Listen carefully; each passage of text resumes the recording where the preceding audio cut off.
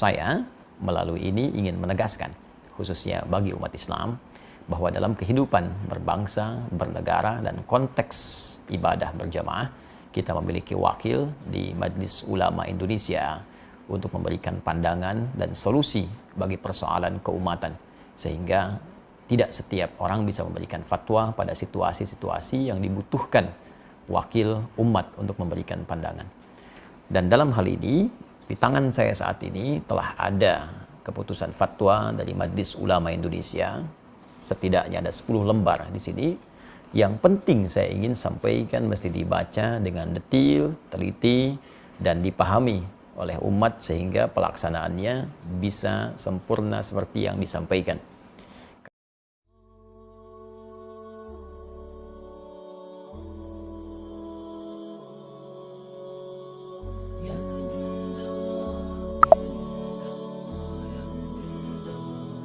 Bismillahirrahmanirrahim. Assalamualaikum warahmatullahi wabarakatuh. Alhamdulillah, wassalatu wassalamu ala rasulillah wa ala alihi wa sahbihi wa man wala wa ba'du.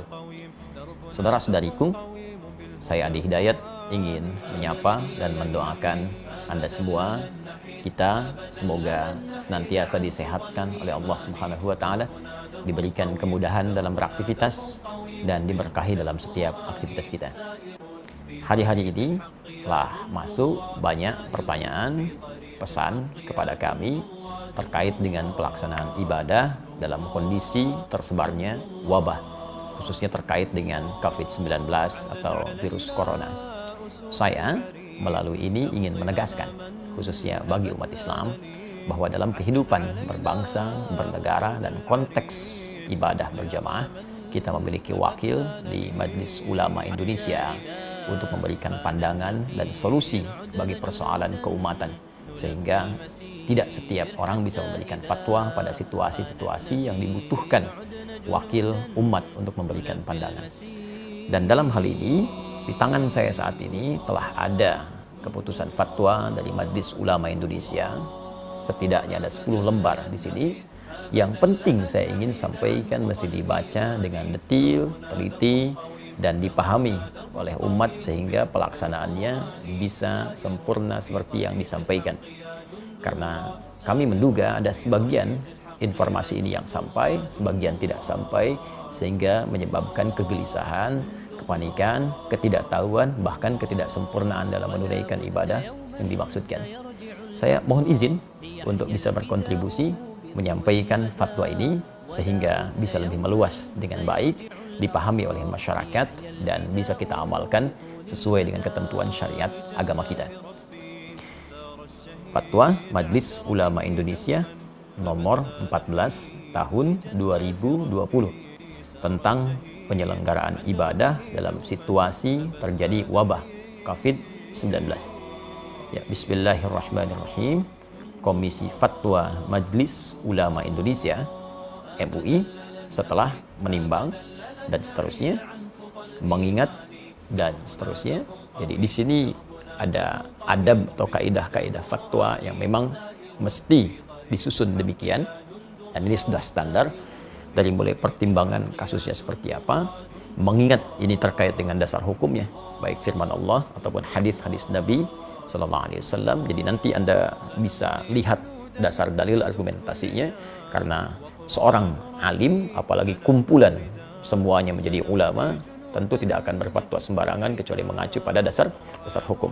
Ini disebutkan di sini dari halaman pertama, dalil-dalilnya, ya, hadis-hadisnya, bahkan ada terjemahannya. Kita bisa akses dan bisa baca bersama sampai disebutkan ke 5 sampai 6 halaman pertama.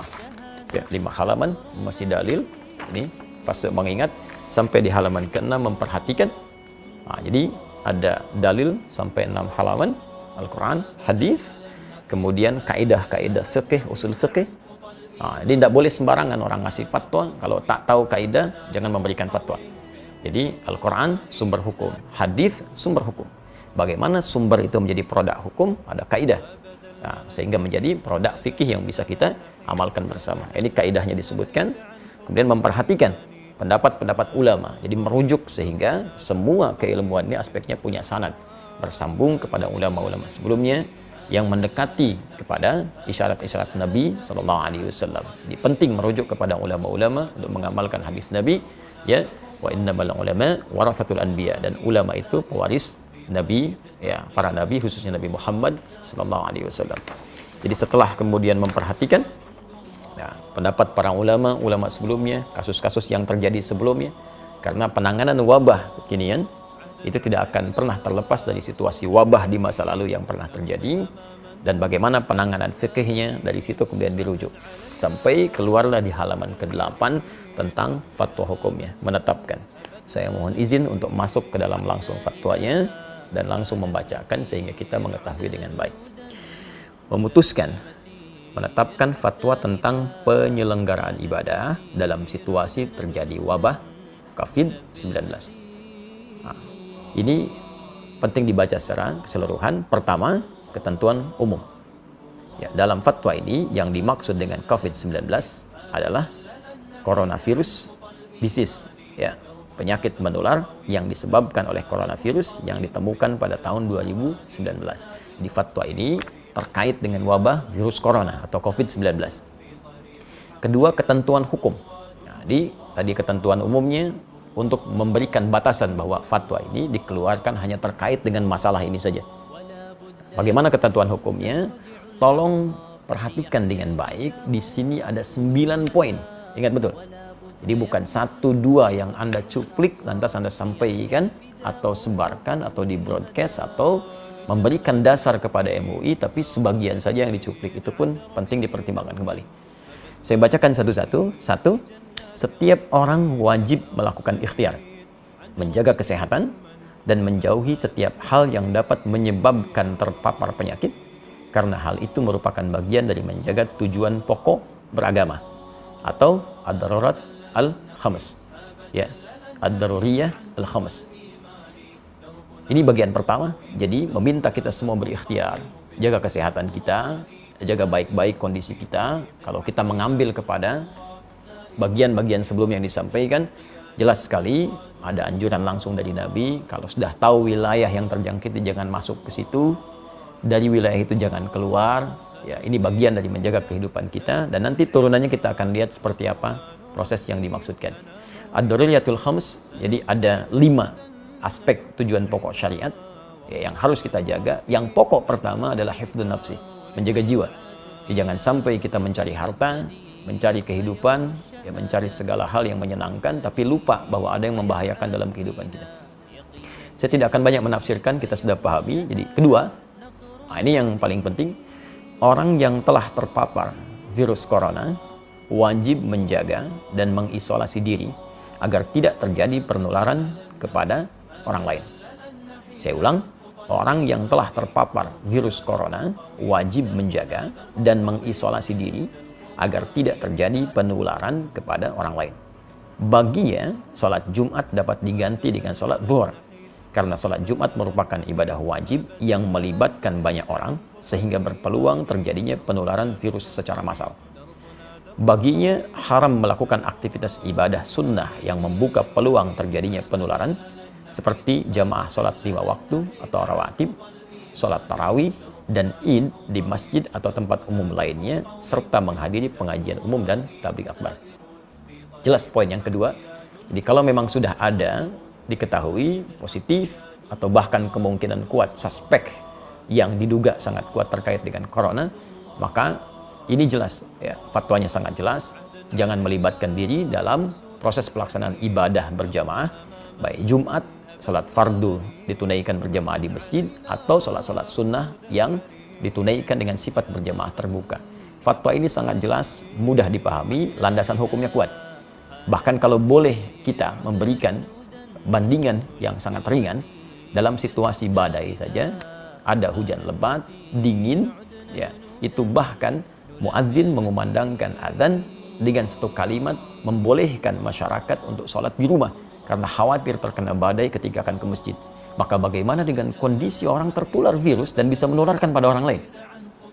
Atau bahkan dalam konteks lain, ya, orang yang safar saja, perjalanan jauh, dengan keadaan safarnya dia bisa mengganti Jumat dengan zuhur karena kesulitan menunaikannya.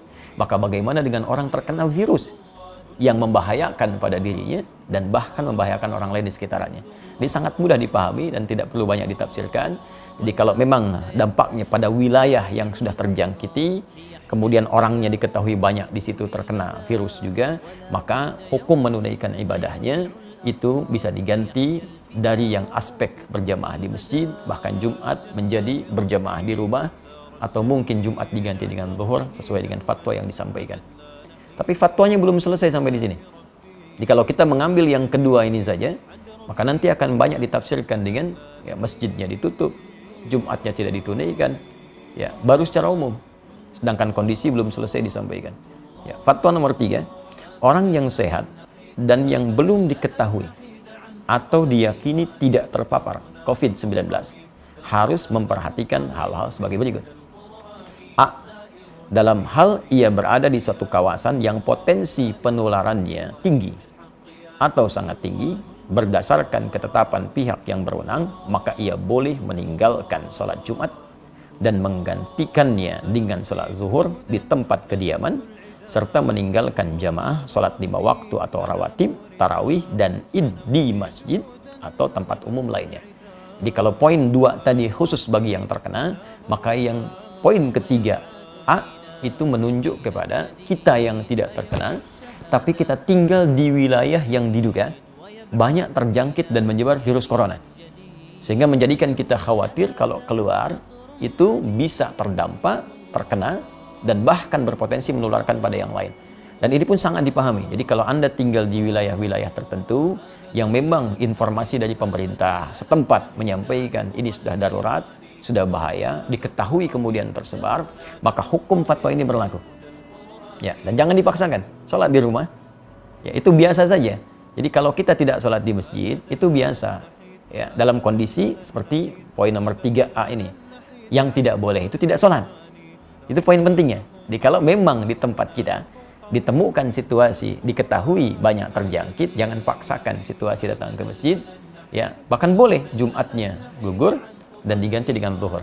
Dan pahalanya sama dengan ketika kita menunaikan di masjid. Ya, saya sampaikan hadis Nabi sallallahu alaihi wasallam, riwayat sahabat Abu Hurairah radhiyallahu taala anhu, Nabi pernah menyampaikan, "Idza maridul 'abdu aw safar kutiba lahu mithla ma kana 'alaihi muqiman sahihan." Kalau ada seorang yang sakit atau bahkan sedang perjalanan jauh, dia tidak bisa menunaikan ibadah rutin seperti biasanya, maka apa yang dia tunaikan pada saat itu dihukumi sama pahalanya dengan kebiasaan dia semula. Saat sehatnya, saat normalnya. Anda saat safar, kemudian menunaikan yang sempurna jadi qasar, zuhur 4 jadi 2, sunnah tidak dikerjakan, padahal sebelumnya biasa Anda tunaikan. Maka kalaupun Anda kerjakan qasar, sunnah tidak dilakukan, tetap pahala dituliskan sempurna seperti kebiasaan Anda. Anda yang rajin ke masjid, kita yang biasa Jumatan, karena kondisi ini tidak memungkinkan ke masjid dan tidak kita tunaikan berjamaah di masjid, kita tunaikan di rumah untuk menjaga diri pada aspek yang sangat penting, maka pahalanya pun sama dengan Anda mendatangi tempat ibadah itu. Tapi kalau Anda memaksakan diri sampai tertular atau menularkan pada orang lain, maka bukan hanya berpeluang keliru, tapi berpeluang juga dosa di dalamnya. Fatwanya belum selesai. Pada poin B, dalam hal ia berada di suatu kawasan yang potensi penularannya rendah. Tolong disimak baik-baik. Dalam hal ia berada di suatu kawasan yang potensi penularannya rendah, berdasarkan ketetapan pihak yang berwenang, maka ia tetap wajib menjalankan kewajiban ibadah sebagaimana biasa dan wajib menjaga diri agar tidak terpapar COVID-19 seperti tidak kontak fisik langsung, bersalaman, berpelukan, cium tangan, kemudian membawa sejadah sendiri dan sering membasuh tangan dengan sabun. Nah, ini penting dibacakan bagian kedua ini supaya kita mengetahui ya, bahwa fatwanya belum selesai. Jadi kalau di wilayah kita berdasar keterangan dari aparatur setempat, ya pemerintahan setempat menyampaikan di wilayah ini baik, di wilayah ini diduga kuat belum tersebar atau kecil kemungkinannya, maka kita berjamaah seperti biasa. Jadi tidak harus menutup tempat ibadah. Jumat berlangsung, ya ibadah 5 waktu berlangsung, dan kehati-hatian tadi kita lakukan. Ya, kita hindari kontak fisik secara langsung, bersalaman, atau kemudian tadi membawa sejadah sendiri, menggunakan hand sanitizer. Ya, nah, itu kita lakukan. Tapi jangan latah kemudian masjid ditutup, Jumat tidak ada, sehingga seakan-akan sunyi dari ibadah. Nah, hanya mungkin di fatwa ini juga, ini kami mengusulkan. Ya, kami mengusulkan kepada pemerintah di daerah-daerah setempat dengan berkoordinasi dengan pusat, ini mungkin menyampaikan kepada masyarakat transparansi data yang terbuka. Sehingga tidak terjadi kepanikan di masyarakat dan mengetahui tempat ini ada suspek, tempat ini aman. Sehingga dengan itu masyarakat mudah untuk bisa menentukan sikap sehingga tidak hadir kepanikan. Nah, saya tidak tahu nih tempat saya aman atau tidak. Nah, karena itu kita aktif untuk bisa bertanya apakah di tempat kita situasinya seperti apa, amankah atau kurangkah atau berbahayakah. Ya, ini ada sebagian tempat yang sudah cukup bagus mengupdate kepada kita ya, situasi perkembangan coronanya. Ya, saya ambil dan ini menjadi patokan bagi kita untuk bisa mempraktekkan fatwa Majelis MUI ini, Majelis Ulama Indonesia ini. Ya, untuk bisa mempraktekkan fatwa Majelis Ulama Indonesia ini. Ya, daerah mana yang berlaku poin 3A, daerah mana berlaku poin 3B. Sambil contoh misalnya ini kita bisa akses bersama tentang penyebaran corona di Jakarta. Ya, ini sudah di-upload jadi informasi terbuka bagi publik. Jadi ada di corona.jakarta.go.id. Ini disebutkan peta sebaran kasus positif COVID-19 DKI Jakarta. Nah, ya. Jadi sampai hari ini ya disebutkan teman-teman sekalian, ini petanya sudah merah semua tuh. Nah, dan dijelaskan. Ya, ke bawahnya dijelaskan kelurahannya di mana, rumah sakit penanganannya di mana, hasil pantauannya sampai tanggal kemarin 18 Maret pukul 18 seperti apa, jumlah kasusnya berapa, positif titik kelurahan bagaimana, yang menunggu hasil, yang positif bisa kita akses. Bahkan Anda tinggal di mana, ini tinggal diklik titik merahnya, tuh, keluar. Kelurahan mana, terjangkit atau tidak, tapi ini kondisinya kita bisa tetapkan melalui fatwa Majelis Ulama Indonesia, masuk kondisi yang mana. Kalau sudah merah seperti ini semua, saya kira bisa diusulkan Majelis Ulama setempat di wilayah Jakarta duduk dengan pemerintahan Provinsi DKI Jakarta, lantas memberikan himbauan pada masyarakat sesuai situasi kondisi ini. Ini yang bisa kita lakukan. Dan daerah-daerah lain berkoordinasi ya, dengan pusat, diberikan instruksi yang jelas, dari wilayahnya kemudian memberikan gambaran ke masyarakat. Nah, pertimbangan-pertimbangan lain kita serahkan ya, pada pengelola dan pengatur stakeholder di bangsa, di negara. Tapi kewaspadaan kita sebagai tanggung jawab bagian dari masyarakat, kita turut aktif untuk bisa mengimplementasikan instruksi dimaksud dengan barangkali menjaga diri kita dan menyesuaikan dengan kondisi-kondisi tadi. Kita bertanya, Anda yang di Jawa, Jawa Barat, Jawa Tengah, Jawa Timur, Jakarta, Jogja, dari Sabang sampai dengan Merauke, kita ketahui wilayah kita, baru kita terapkan fatwa yang dimaksudkan ini. Dan disinilah pentingnya para ulama juga dilibatkan untuk memberikan pendampingan ke masyarakat. Ya, saya ingin tegaskan situasi sekarang ini berdampak luas ke fikih. Ya, sekarang yang tingkat meninggal tadi disebutkan di Jakarta sudah 15. Nah, bagaimana cara menyolatkannya, cara memandikannya. Bahkan ada beberapa kasus di masyarakat yang masuk rumah sakit, kemudian juga sudah tidak tertampung. Ada lagi yang lebih ekstrim, akan disolatkan, dikuburkan, masyarakat tidak menerima karena takut tertular. Nah, ini saya kira kita, para ulama, para ustadz juga mesti terpanggil untuk membantu, bersinergi, dan memberikan pendampingan ke masyarakat, dan berkoordinasi dengan wilayah pemerintahan dengan baik, sehingga kita terjadi kesatuan, perpaduan, dan sinergi yang baik, satu dengan yang lainnya. Kemudian, saya bacakan fatwanya, ya. Dalam kondisi dalam kondisi penyebaran COVID-19 tidak terkendali di satu kawasan yang mengancam jiwa, umat Islam tidak boleh menyelenggarakan sholat Jumat. Saya bacakan, umat Islam tidak boleh menyelenggarakan sholat Jumat di kawasan tersebut sampai keadaan menjadi normal kembali, dan wajib menggantikannya dengan sholat zuhur di tempat masing-masing. Demikian juga tidak boleh menyelenggarakan aktivitas ibadah yang melibatkan orang banyak dan diyakini dapat menjadi media penyebaran COVID-19 seperti jamaah sholat 5 waktu atau rawatib, sholat tarawih dan id di masjid atau tempat umum lainnya, serta menghadiri pengajian umum dan majlis taklim. Ini nomor 4 ini dalam kondisi penyebaran COVID-19 tidak terkendali. Artinya memang sudah mewabah luas, tidak bisa ditangani sama sekali, maka fatwa ini berlaku. Dan ini sudah tidak perlu kita berfatwa lagi. Jadi kalau orang-orang tak paham, sudah diam saja. Ikuti instruksinya, karena ini sudah orang yang pakar yang berbicara. Ya, kadang-kadang kita ini suka aneh. Masalah ekonomi kita ikut ekonom, masalah hukum kita ikut ahli hukum. Ya, masalah untuk bisnis kita ikut pebisnis. Tapi kalau urusan agama semua bisa berfatwa. Nah, maka saya tegas ingin menyampaikan, kalau tidak punya ilmu, tak paham, sudah ikuti instruksi yang ada, jangan bikin fatwa masing-masing.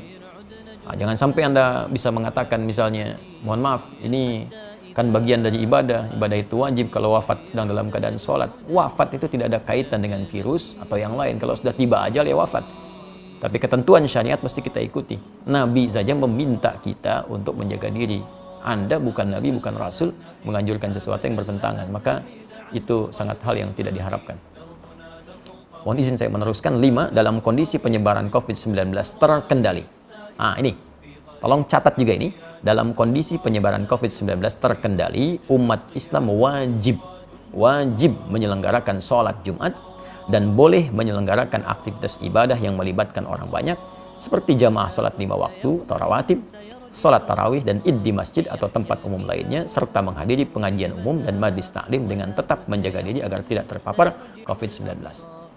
Nah, jadi kalau di wilayah-wilayah yang diketahui, ya sekali lagi, transparansi data, informasi yang dibuka ke publik, setidaknya menyampaikan, ini wilayah ini terpapar, wilayah ini tidak. Sehingga kita bisa petakan, oh ini yang tidak, yang aman, maka berlaku fatwa yang ini. Ini yang terkendali, tetap Jumatan. Masjid dibuka.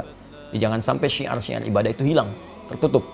Nah, jangan dipukul rata fatwa ini bagi semua kondisi yang sekiranya terjadi perbedaan keadaan di dalamnya. 6. Pemerintah menjadikan fatwa ini sebagai pedoman dalam menetapkan kebijakan penanggulangan COVID-19 terkait dengan masalah keagamaan dan umat Islam wajib menaatinya. Nah, ini sudah tidak perlu saya tafsirkan. Tentunya fatwa ini sudah sampai ke pemerintah kita. Negara kemudian bisa mengambil tindakan dan kita mengikuti sesuai dengan arahan fatwa MUI yang dimaksudkan. 7. Pengurusan jenazah. Ya, tajhiz al-janaiz yang terpapar COVID-19, terutama dalam memandikan dan mengafani, harus dilakukan sesuai protokol medis dan dilakukan oleh pihak yang berwenang dengan tetap memperhatikan ketentuan syariat, sedangkan untuk mensalatkan dan menguburkannya dilakukan sebagaimana biasa dengan tetap menjaga agar tidak terpapar COVID-19. Saya kira ini sangat jelas, ya, dan ini perlu berkonsultasi juga. Ada ulamanya, ada bagian medisnya, dan dijelaskan bagaimana saat menyolatkan tidak tertular, saat memandikan tidak tertular, sehingga dengan itu tidak terjadi kepanikan. Dan saat seorang pun dengan izin Allah sesuai ajal meninggal misalnya karena terpapar virus ini, dan kita doakan semoga Allah menerima segala amal baik, menjadikan rahmat, ya, menjadikan syahid sesuai janji Nabi SAW. Nah, tapi yang paling penting adalah dengan jelas semua itu tidak ada kepanikan dan kita mengerti apa yang harus kita lakukan. Ya. 8. Tindakan yang menimbulkan kepanikan dan atau menyebabkan kerugian publik seperti memborong dan atau menimbun bahan kebutuhan pokok serta masker dan menyebarkan informasi hoax terkait COVID-19 hukumnya haram. Hukumnya haram, termasuk Anda pun yang menyebarkan informasi fatwa yang sembarangan, ya, yang bahkan tidak terkait dengan kondisi yang dihadapi, itu bisa salah juga. Ya, seharusnya bisa ke masjid, tidak bisa ke masjid. Atau seharusnya tidak harus ke masjid, malah ke masjid. Nah, maka dilihat dengan baik-baik. Dan saya pada poin yang ke-8 ini ingin mengajak seluruh lapisan masyarakat Indonesia, tanpa kecuali, terlepas dari sekat-sekat keyakinan dan yang lainnya. Mari kita bersinergi untuk mengatasi wabah virus COVID-19 ini. Anda yang diberikan keluasan oleh Allah Subhanahu wa Ta'ala dari segi harta, atau bahkan bisnis Anda terkait erat dengan kebutuhan masyarakat saat ini buktikan. Waktunya Anda untuk membuktikan diri, berbakti kepada negeri, bangsa, berkhidmat, niatkan sebagai ibadah, tampil Anda. Buat masker yang banyak, sebarkan di masyarakat, CSR Anda gunakan untuk berkhidmat secara sosial, atau bikin harga yang murah. Nah, jangan mencari keuntungan dari situasi yang sulit. Ya, karena untuk apa Anda mendapatkan harta kekayaan yang tinggi di atas penderitaan orang lain? Ya. Kemudian juga yang usaha di bidang disinfektasi, disinfektan, silahkan buat dengan harga pokoknya, sebarkan. Kalau perlu kita bikin bilik-bilik kemudian di sosial di masyarakat sehingga orang bisa diberikan disinfektan, ya, dengan cukup baik. menemukan hand sanitizer di berbagai tempat sehingga kita bisa tekan sesuai dengan kemampuan kita. Apa yang bisa kita kerjakan, passion yang kita dapati, kita bersinergi. Dan ini bukan saatnya untuk kita saling mencari peluang, ya, mencela, menjatuhkan. Ya, negeri kita perlu persatuan untuk mengatasi wabah ini. Kalau kita memang ingin terbebas, ya, kecuali kalau orang-orang punya kepentingan-kepentingan lain, ya, tentunya Allah akan memberikan jalan keluar kepada kita dengan cara yang paling baik. Terakhir, 9. Umat Islam agar semakin mendekatkan diri kepada Allah Subhanahu wa taala dengan memperbanyak ibadah. Taubat, istighfar, zikir, membaca kunut nazilah di setiap salat fardu, memperbanyak salawat, sedekah serta senantiasa berdoa kepada Allah Subhanahu wa taala agar diberikan perlindungan dan keselamatan dari musibah dan mara bahaya. Ya, daf'ul bala, khususnya dari wabah COVID-19. Inilah 9 poin yang disampaikan, dan bagian terakhir khususnya bagi kita umat Islam sangat penting kita lakukan, karena semua solusi akan kembali kepada Allah Subhanahu wa taala. Al-Quran surah kedua Al-Baqarah ayat 156. Alladzina idza asabatuhum musibah qalu inna lillahi wa inna ilaihi raji'un. Orang-orang hebat itu, orang-orang sabar, orang-orang terbaik itu ketika diuji dengan musibah apapun, maka ia kembali kepada Allah untuk meminta solusi. Kita tingkatkan ibadah, amalkan doa-doa yang disebutkan dalam Al-Quran, amalkan doa-doa yang disampaikan oleh Nabi, dan indahnya dalam Islam, bahkan kita sudah mendapatkan tuntunan lengkap dalam kehidupan, bahkan terkait hal yang belum kita alami di masa-masa selanjutnya. 15 abad yang lalu, Nabi sudah menginfokan akan datang wabah. Sekarang kita tahu situasinya, dan bahkan Nabi ajarkan kalimat-kalimat untuk bisa kita amalkan. Baca zikir pagi, petang, baca doa-doa dalam Al-Quran, yang dengan itu insya Allah terhindar kita dari wabah dengan izin Allah Subhanahu wa ta'ala. Terakhir, rekomendasi. Ya, pemerintah wajib melakukan pembatasan super ketat terhadap keluar masuknya orang dan barang ke dan dari Indonesia kecuali petugas medis dan barang kebutuhan pokok serta keperluan emergensi. 2. Umat Islam wajib mendukung dan menaati kebijakan pemerintah yang melakukan isolasi dan pengobatan terhadap orang yang terpapar COVID-19 agar penyebaran virus tersebut dapat dicegah. 3. Masyarakat hendaknya proporsional dalam menyikapi orang yang suspek atau terpapar COVID-19. Oleh karena itu, masyarakat diharapkan bisa menerima kembali orang yang dinyatakan negatif dan atau dinyatakan sudah sembuh ke tengah masyarakat serta tidak memperlakukannya secara buruk. Kemudian ketentuan penutup. 1. Fatwa ini mulai berlaku pada tanggal ditetapkan. Dengan ketentuan jika di kemudian hari membutuhkan penyempurnaan, akan disempurnakan sebagaimana mestinya. 2. Agar setiap muslim dan pihak-pihak yang memerlukan dapat mengetahuinya, semua pihak dihimbau untuk menyebarluaskan fatwa ini. Dan apa yang saya sampaikan ini menaati, mengikuti himbauan, khususnya di poin yang keempat, ketentuan penutup, berkontribusi dalam menyebarluaskan fatwa ini sehingga diketahui oleh masyarakat dan bisa kita taati dan jalankan, khususnya bagi umat Islam di seluruh wilayah Indonesia yang kita cintai ini. Ditetapkan di Jakarta pada tanggal 21 Rajab 1441 Hijrah, 16 Maret 2020. Majelis Ulama Indonesia Komisi Fatwa, Ketua Profesor Dr. Hasanuddin AF, Sekretaris Dr. Haji Muhammad Asrul Ni'am Saleh MA. Mengetahui Dewan Pimpinan Majelis Ulama Indonesia, Wakil Ketua Umum ditandatangani Kiai Haji Muhyiddin Junaidi MA, Sekretaris Jenderal Dr. Haji Anwar Abbas MMAG. Dan insya Allah kami mengetahui semua orang-orang ini yang menandatangan seluruhnya kafabel, ulama-ulama yang insya Allah dibimbing oleh Allah Subhanahu wa ta'ala dalam kebaikan. Karena itu dengan hadirnya fatwa ini, maka silahkan kita sikapi dengan baik. Saya berharap juga kepada kolega dari kawan-kawan, termasuk khususnya di umat Islam, Ustaz, para ulama-ulama di daerah ikut menyebarluaskan ini dengan proporsional, dengan detil, sesuai dengan keadaan daerahnya, sehingga menjadi sikap bagi masyarakat untuk bisa menunaikan ibadah.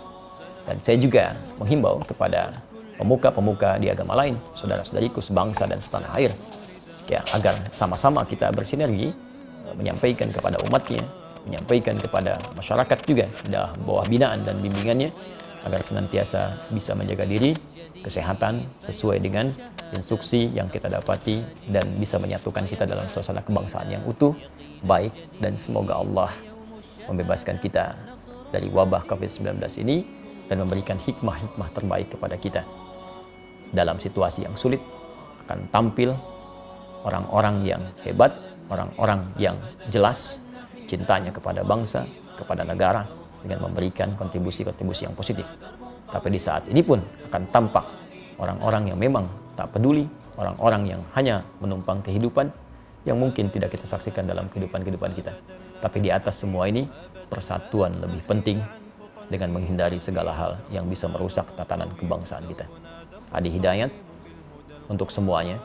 Assalamualaikum warahmatullahi wabarakatuh.